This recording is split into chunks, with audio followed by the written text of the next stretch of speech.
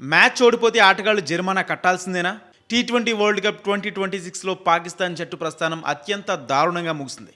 కనీసం సెమీఫైనల్కు చేరుతుందనుకున్న ఆ జట్టు సూపర్ 8లో ఇంటి ముఖం పట్టడంతో ఆ దేశంలో ఆగ్రహ జ్వాలలు వెల్లువెత్తున్నాయి. ఈ వైఫల్యానికి బాధ్యులు చేస్తూ పాకిస్తాన్ క్రికెట్ బోర్డు ఆటగాళ్లపై కఠిన చర్యలకు దిగినట్లు సమాచారం. జట్టులోని ప్రతి ఆటగాడికి 50 లక్షల జరిమానా విధించాలని పీసీబీ నిర్ణయించినట్లు వార్తలు వస్తున్నాయి. బోర్డు నుంచి ఇంకా అధికారిక ప్రకటన రానప్పటికీ ఈ వార్త పాక్ క్రికెట్ వర్గాల్లో పెను దుమారాన్ని రేపుతుంది. ఈ కఠిన నిర్ణయానికి ప్రధాన కారణం భారత్ చేతిలో ఎదురైన ఘోర పరాజయమేనని తెలుస్తుంది. పీసీబీ తీసుకున్న జరిమానా నిర్ణయంపై పాక్ మాజీ దిగ్గజం షాహిద్ అఫ్రిది నిప్పులు చెరిగారు. జరిమానాలు వేయడం వల్ల ఆట మెరుగుపడదని, ఇది చాలా సంకుచితమైన ఆలోచన అంటూ మండిపడ్డారు. కేవలం డబ్బులు వసూలు చేస్తే సరిపోదని, క్రికెట్ వ్యవస్థలో అసలు సమస్య ఉందని, వరుసగా విఫలమవుతున్న ఆటగాళ్లను జట్టు నుంచి తప్పించి కొత్త రక్తాన్ని నింపాల్సిన సమయం వచ్చిందని సూచించారు.